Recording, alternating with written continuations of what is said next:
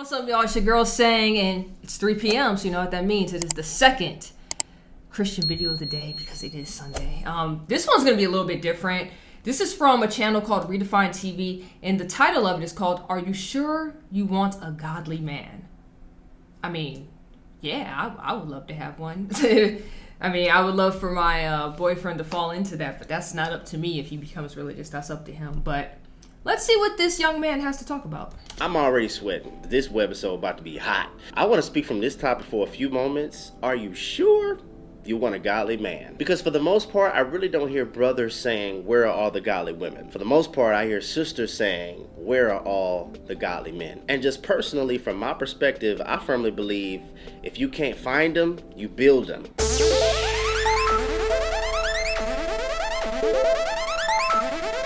So is that kind of like my situation? Because obviously, if you've been here long enough, you know that I haven't been religious my whole life. All of this happened like this year. So, which means my spouse also is not religious. So when he means build them, is he talking about how your spouse will fall in line because you have fell in line?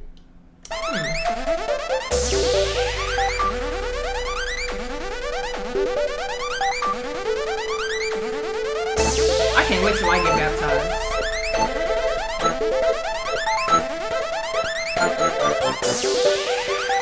I tell you, I can't wait for the day. I actually want to be well more versed in scripture and way more time going to a church before I get baptized.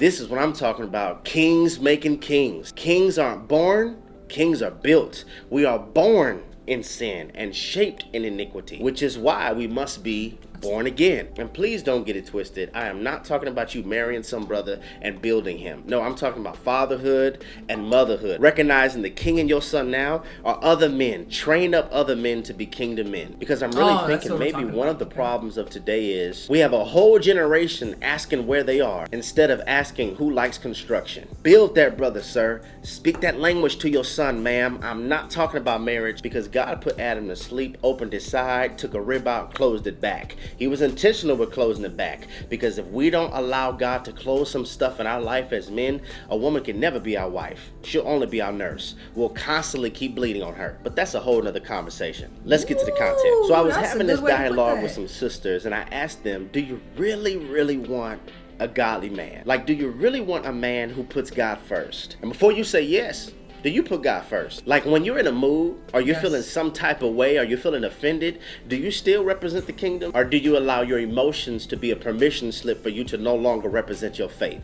Like, I'm gonna cuss her clean out, and my caption's gonna be, God ain't through with me yet. If so, the man who puts God first will probably get on your nerves. He might even come off as insensitive and not supporting, because if somebody does you wrong and he tells you to pray for them and still speak to them even if they don't speak to you, you might feel as though he's not taking your side, he's not hearing you, he's not supportive, he's not supporting how you feel. But is he supposed to? Or is he supposed to help you respond like a virtuous woman? And yeah, he on point right now. He's definitely on point. We actually had something happen in our lives this morning with family. And how do I want to word this? Because I don't even know if they watch my videos. I don't want to put family business on the internet. But basically what ended up happening is that I saw some text messages. My boyfriend and one of his family members aren't on good terms right now, right? And I don't know how he felt in the moment because he was in his truck when this happened. So he was not at home with me or the cat. But when he sent me the screenshots, I immediately, like, the first thing when you're reading it was just straight anger. Because I'm like, how dare they say this and that and blah, blah, blah. But, like, that was in my mind. I didn't verbally get that out there. But I knew me and him were going to have a conversation because he was going to want to vent, which is okay. You know, we're in the first 24 hours. I believe that if something happens to you, you could take 24 hours to vent and get it off of you. And then after that, because we are adults, we need to just, all right, back to business and get back to work. So I knew he was going to call and vent to me. And when he did, I couldn't be egging it all like F that MF, and I was like, It's so funny because when I say I don't cuss anymore, I really don't cuss anymore. So like even in those moments, I didn't even say things like that. I have to be more cautious on how I speak and carry myself because of everything he's saying. So he is right. For most women, when they say they want a godly man, are they even acting godly themselves? Like, are they putting God first? And I know many of women that will say that, but they don't. That's when you get those hashtags he was talking about. God is still working on me, and blah, blah, blah.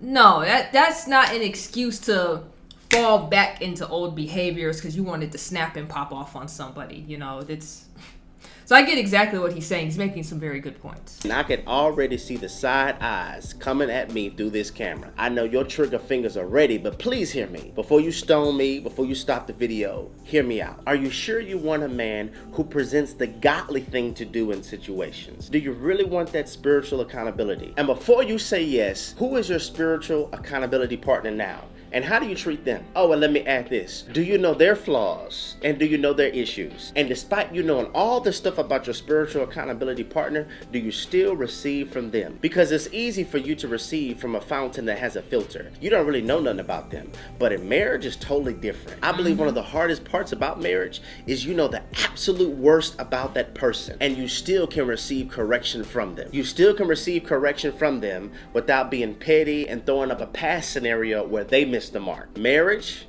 is for mature audiences only, and it is a ministry, and everybody's not called to it. And I think that's probably the hardest thing. You know all this brother's flaws, you know all this woman's flaws, and they can be correcting you right now, and even though they were wrong from a prior incident, and you still are mature enough to receive their correction right now, because back then they were wrong, but right now they're right. Can you be vulnerable? Because if you want a godly man, one of his assignments is to wash your spots, blemishes, and wrinkles. So this means you got to admit that you got some spots, blemishes, and wrinkles, and you have to present them to him so he can wash them. You know what else godly men do? They pray, they serve, and they forgive. How's your prayer life right now? And do you pray before you make decisions? Like if you want to do something, how receptive would you be if he was like, you know what, let's pray about it first? And I hear you. Before you say, I would love that, do you pray on stuff now? Like, did you pray before you entered into that last relationship? And did you label that one friend a hater who kept saying, I think you're moving too fast. It just seems like there's something off about him. You might want to pray about this first.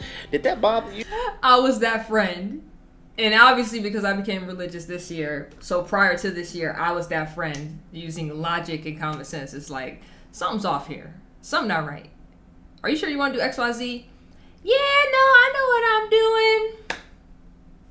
All the bad things in the world that happened. I can't believe this happened. Hitting me with the shocked Pikachu face. And I'm like, Goofy, I told you. I told you all of this in the beginning. Did you think she was a hater? Did you think he was a hater? If so, you probably gonna hate this brother, because he's going to be one that makes you acknowledge heaven before you make this decision. In all thy ways, acknowledge me. Prayer is gonna be like this brother's main hobby. He's gonna pray before he makes decisions because he knows every choice is pregnant with the potential to give birth to a season. And when you're born, you look like your parents, but when you die, you look like your choices. And as a leader, he has learned, I gotta know God's voice in devotion so I can know God's voice in direction. I think we should pray about this one first. I'm not saying you don't want a godly man. I'm just challenging you. Is this something you really want because you want a king that will lead you to the King of Kings? Or is this something that you just rocked the title for so long that you're just rocking the title in this area too? Do you meet the expectations that you require? And when it comes to serving, this could be a problem too. Are you driven?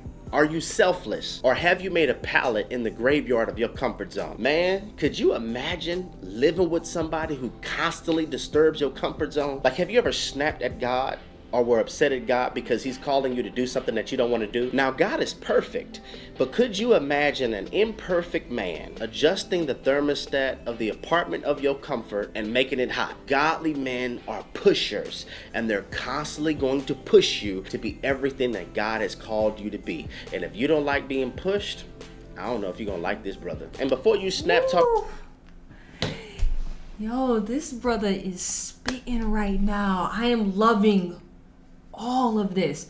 I'm about to give him a sub. As soon as this video is over, I'm giving him a sub, and I urge all of you to go give him a sub as well and check him out. This is great. Talking about I'm cool, I'm happy. I want you to really ask yourself, are you happy or are you comfortable? And you know what's crazy? Our view of love. Like if you have a cultural view of love, you like cuddles, companionship, and fire conversations, no wonder you keep entertaining devils, because you could be compatible with a demon. But kingdom love, oh, kingdom love stretches you. It's okay for you to fight for someone who loves you. It's a waste of time to fight for someone to love you. There's a difference. Jesus on the cross was the first PDA known to man. Public display of affection. He was showing us what king love looks like.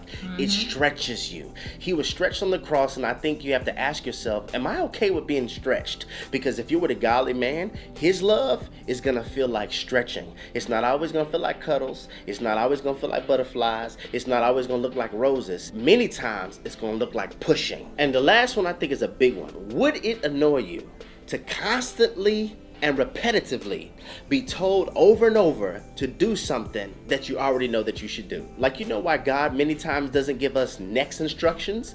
It's because we haven't had now obedience. And could you imagine being with somebody who constantly reminds you what God said? Hey babe, when you gonna write that book? Hey babe, when you gonna write this song? Hey babe, when you gonna call your mom and apologize? Hey, when you gonna reach out to them? Hey, when you gonna step out on faith? Hey, when you gonna start that entrepreneurial pursuit? Hey, when are you gonna, because that's what God does. A lot of us are looking for God to talk next, and it's like, no, you didn't obey my last instruction. So until you obey my last instruction, I don't really have any new information. And a real godly man is gonna constantly remind you what God told you. And if that annoys you, I think a godly man might get on your nerves. Just something I want y'all to think about. Redefine TV, we're redefining relationships righteously. Woo! I loved it. Yo. We gotta give him the crowd clap right now.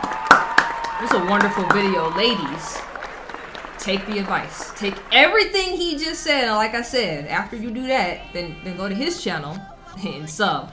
The original link to the video is always in the description box down below. But with that said, I know 7 p.m. is the last video, which makes me sad because these are like my favorite videos out of the entire week. But I'll see you guys at 7. Till next time, you already know who it is. It's Sang.